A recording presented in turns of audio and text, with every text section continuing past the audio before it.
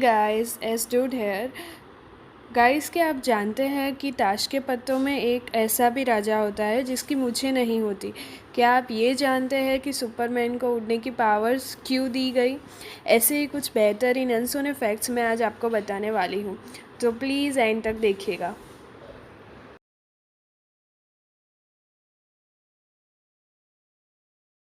ये तो हर कोई जानता है कि ताश के पत्तों में 4 राजा होते हैं, लेकिन एक बात जो कम ही लोग जान पाए हैं, खेलने के बाद भी कम ही लोग नोट कर पाए हैं, वो ये कि इनमें से 3 राजाओं की तो मूछें होती है, लेकिन एक की नहीं होती, और वो एक राजा होता है किंग ऑफ हार्ट्स का। ऐसा क्यों? तो आइए मैं आपको बताती हूँ।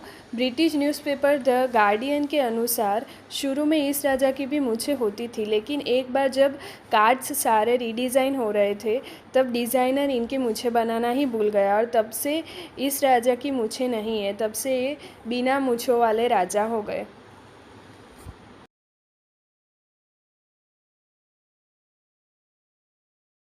सुपरमैन सुपरमैन का नाम सुनते ही हवा से बातें करने वाला कोई सुपर हीरो बन जाता है हमारे माइंड में। पर आपको जानकर हैरानी होगी कि जब 1938 में इस कैरेक्टर को क्रिएट किया गया था, तो उसके पास उड़ने की शक्ति नहीं थी, उड़ने की पावर्स नहीं थी।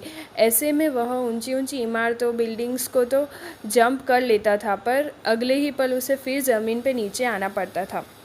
बाद में 1940 में जब एक नए कार्टून शो को एनिमेटर्स ने सुपरमैन को लेकर कार्टून बनाना चाहा, तो उन्हें जंपिंग सुपरमैन बनाने के लिए बार बार घुटनों को मोड़कर स्केच ड्रॉ करना पड़ता था, जो काफ़ी डिफ़िकल्ट था उनके लिए। ऐसे में डिसाइड किया गया कि सुपरमैन के पास उड़ने की भी पावर्स होगी, उड़ने की भी शक्ति होगी, जिससे कि उन्हें स्केच ड्रॉ करने में भी प्रॉब्लम ना हो और उसे बार बार ज़मीन पर नहीं आना पड़ेगा। इससे सुपरमैन को नई पावर्स भी मिल गई और एनिमेशन भी स्मूथ हो गया।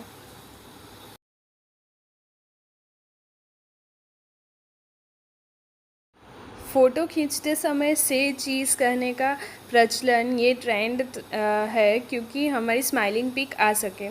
लेकिन क्या आपको पता है कि पहले विक्टोरियन एरा में लोग फ़ोटो खींचते समय से प्रूंस करते थे, ताकि फ़ोटो में उनके चेहरे पर गंभीरता दिखाई दे।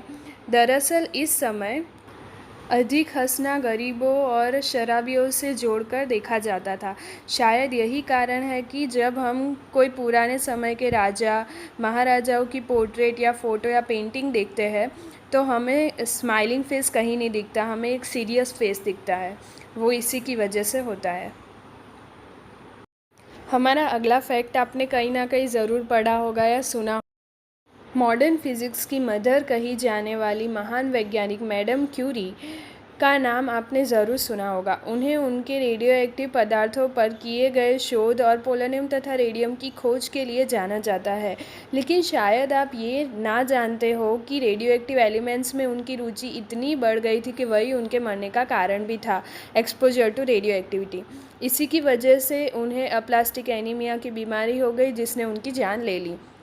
यहाँ तक तो ठीक था, पर रेडिएशन ने उनके कपड़ों, फर्नीचर और किताबों को भी नुकसान पहुँचाया, और उनके मरने के 100 साल बाद भी उनकी चीज़ें रेडियो एक्टिव है और उन्हें लीड बॉक्स में रखा गया है, और अगले 1500 सालों तक उन्हें ऐसे ही रखा जाएगा। मतलब आप सोच सकते हैं कि उनकी हर एक चीज़ में कितनी रेडिएशन होगी कि अगले 1500 साल उन्हें चाहिए कवर करने के लिए, नॉर्मल करने के लिए।